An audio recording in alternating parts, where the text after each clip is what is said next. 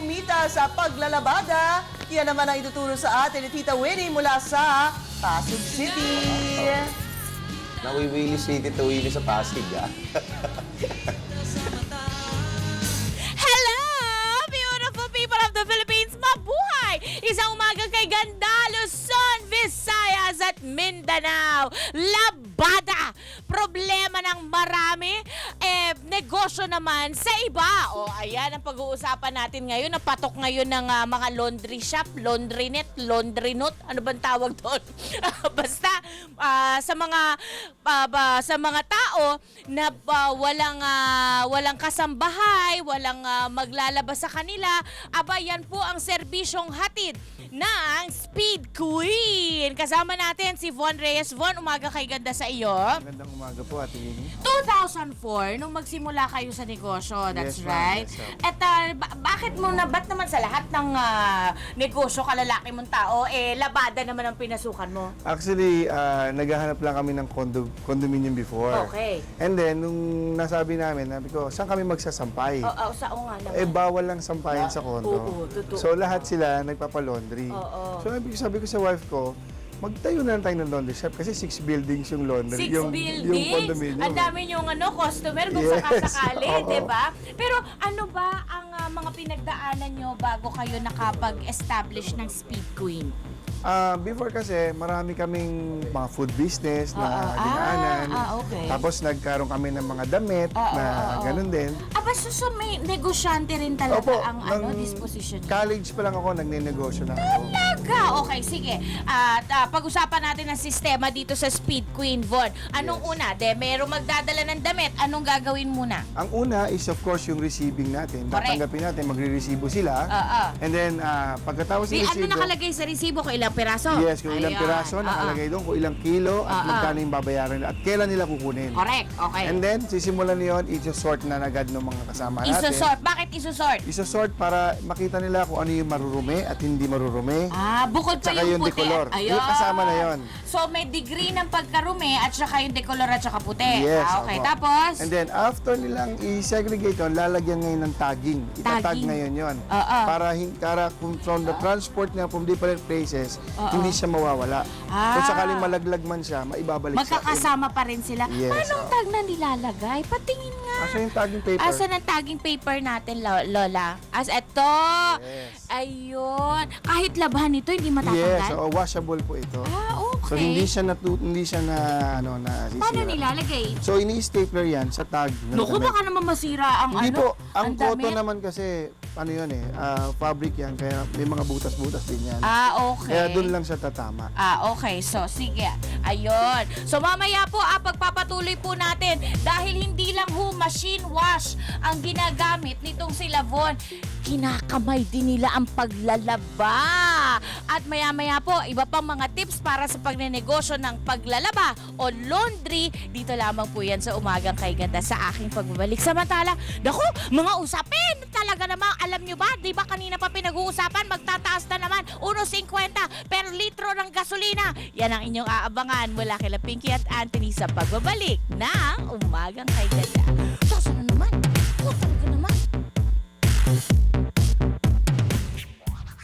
Usapang labada pa rin po dito sa Umagang Kay Ganda. Narito ako sa isang bahagi sa Pasig City. Dito po sa Speed Queen para ipamahagi nila sa atin ang sikreto ng pagnenegosyo ng laundry o labada. Kasama kanina po na ipamahagi sa atin ni Von yung mga sistema sa kanilang laundry. At ngayon naman, pagpapatuloy natin ito kasama naman ang kanyang may bahay na si Rose. Nakapapanganak lamang. Naku, baka naman mabinat ka niyan, Rose, ha? Hindi naman. Okay, so ang balita ko, Rose, hindi agad-agad nilalagay sa washing machine ang mga damit. Nilalaban din sa kamay. Bakit? Spotting. Ang tawag doon? Spotting. Spotting. Okay. Sa Speed Queen Laundry, ang sistema namin, hindi kami agad naglalagay ng laundry sa machine. Sinesegregate namin yung mga maruruming damit. Kasi sa machine, hindi siya nalalaban talaga ng maigi. Ganun lang yung So, ini-spotting namin siya. Okay. So, halimbawa, natapos na yan. Ano nang susunod?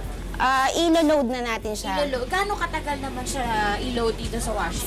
45 minutes yung washing time. Pagkatapos sa inyo, pwedeng magpa-press, ano? Yes, magpa-plancha. oo. Yes. Pagka ba, ito, kailangan nating sagutin ito dahil ang alam ni Gina, yung researcher ko, pag sinabing dry clean, hindi binabasa. Totoo ba yun? Binabasa po. Dry cleaning is just a term. Oo. In dry cleaning, we use solvent. Ano ibig sabihin ng chemicals. solvent? Yung chemical siya. Para? Yun yung pinaka maglilinis sa damit, hindi powder. Bakit?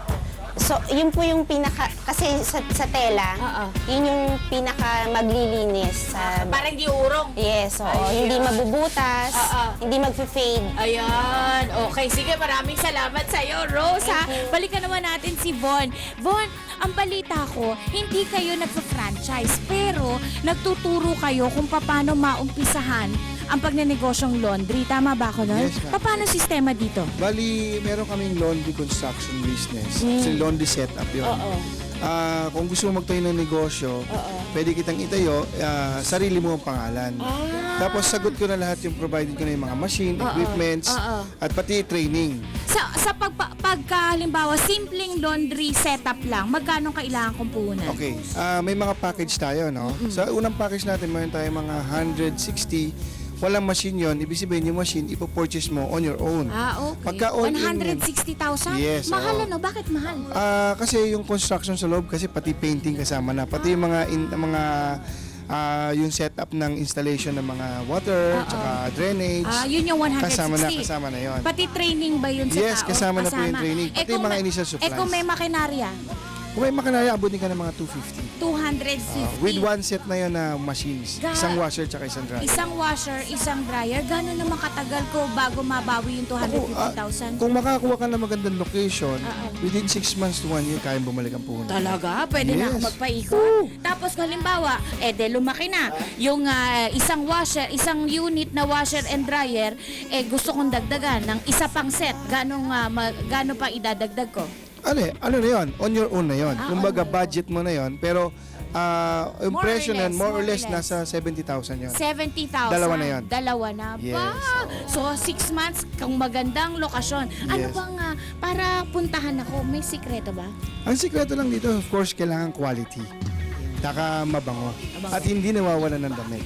At Yan hindi, ang- bakit may nawawala ba? Yes, may mga Talaga? nawawalan damit. Kasi minsan yung iba, nahahalo, pupunta sa iba. Oo. Kaya kung wala kang sistema, hindi mo yung magagawa. Ayun. Ako, maraming salamat sa iyo, Von. Maraming salamat din kay Rose. Ayan na. Sana nabigyan ho namin kayo ng idea kung anong magandang negosyo ngayong, kung anong magandang negosyo ngayon, ha? Laundry. Medyo mahal nga lang, pero long term naman ang kikitain. Maraming salamat. Babalik po ang umaga kay Ganda. Salamat din kay Tita Winnie mula dyan sa lungsod ng Pasig. Tita Winnie! Hi! Thank you! Bye! At sa ating mga studio audience mula sa Pinilla, Rizal! Maraming salamat rin sa mga bata na nakalaro sa amin. Sino naman yan? Kiko Mating. Thank you po, Kuya Pierre. Maraming salamat. Bukas pong muli mga kapamilya, sabay-sabay po nating harapin ang Umagang